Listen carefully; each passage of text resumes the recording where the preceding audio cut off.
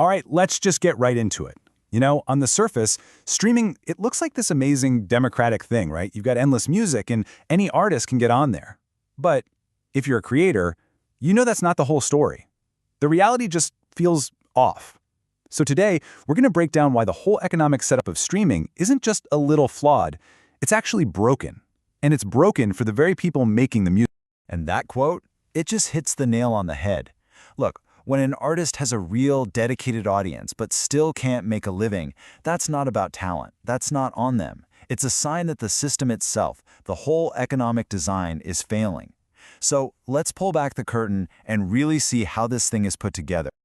Okay, so the very first thing we need to get our heads around is this. A streaming platform isn't what you think it is. It's not like a store.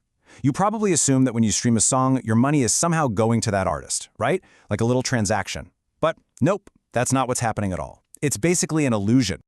And this right here is the absolute core of the problem. It's all about this thing called the pro rata model. But let's just call it what it is, a giant swimming pool of money. Every single subscription, all the ad revenue, it all gets dumped into one massive pot. So your $10 a month, it doesn't go to the artists you listen to, it goes into the pool. And this creates this bizarre zero-sum game where a superstar's massive success literally takes money out of the pockets of smaller artists. It dilutes the value for everyone else. Look, this isn't some high-minded debate or a matter of opinion. This is just math, simple arithmetic. And once you see the numbers, you can't unsee how broken this system is. So let's really ask the question, where does your $10 actually go? Let's say you pay your subscription and you spend the entire month listening to just one artist, maybe a niche gospel artist you absolutely love. Where does that money go? Okay, let's do a super simple example. Imagine 1,000 listeners, all paying $10 each. Boom, you've got a $10,000 pool of cash. Now that whole pot of money gets divided up based on the total number of streams on the entire platform. It has nothing to do with who each of those 1,000 people actually listen to. And this is where the whole thing just falls apart.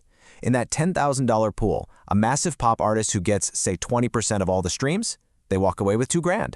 But that gospel artist we talked about, the one with that super loyal, dedicated fan base, they might only account for a tiny fraction of the total platform streams, maybe 0.02%. Their cut? $2. $2. It's the same level of commitment from a fan, but the payout is worlds apart. It's not about fan choice, it's about statistics. So what does this all mean? It means the system itself has a built-in cultural bias. Think about culturally rooted music, like so much foundational African-American music, gospel for instance. It's often community-based, it's deep, it's meaningful.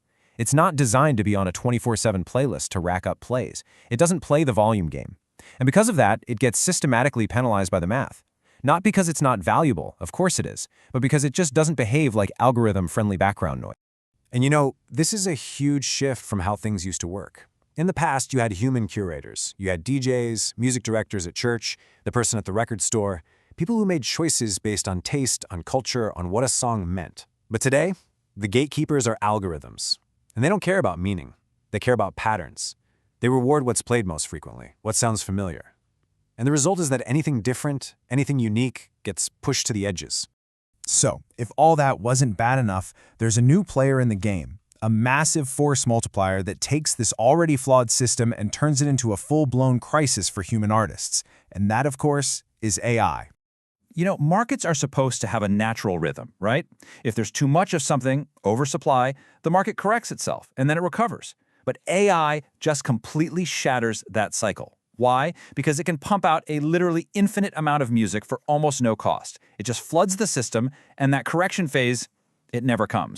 And here's the brutal, honest truth of it. When you have an infinite supply of AI music competing for a finite pool of money, the value of one stream gets closer and closer to zero. A human being simply cannot compete with that. You can't win on volume, you can't win on cost. This dilution problem, it's not temporary anymore. It's now a permanent part of the system's infrastructure. And let's be crystal clear here. This isn't just an opinion. It's not a hot take. It is simple, cold, hard arithmetic. Any system that works this way, one pool of money and rewards for infinite volume, is mathematically guaranteed to fail human creators. It just can't work. Okay, so if the math is broken, what do we do? What's the alternative? Well, the answer isn't trying to patch up the old system. It's about building something entirely new, from the ground up on a totally different foundation. So can we fix this? Can we reform a system that's literally designed for dilution? The argument we're looking at today says absolutely not. You can't fix a cracked foundation by just putting on a new coat of paint.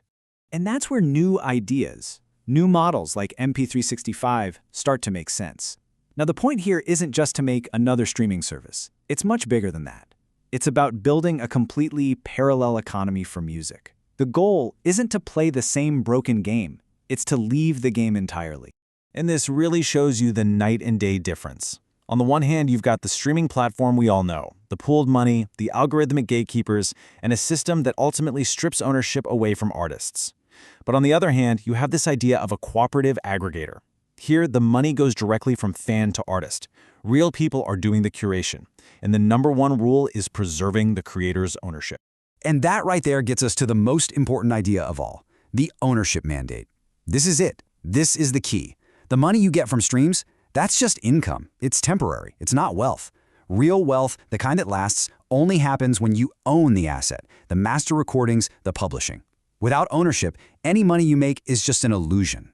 So how do you build this new infrastructure? Well, it stands on 3 main pillars. First, you bundle the value. You never just sell a song by itself. It's part of something bigger, something AI can't just copy-paste. Second, it has to be a cooperative. That way, the value circulates inside the community. It doesn't get siphoned off by outside investors. And third, and maybe most importantly, an artist covenant. It's a promise. Your master recordings are yours, period. Creator ownership is sacred.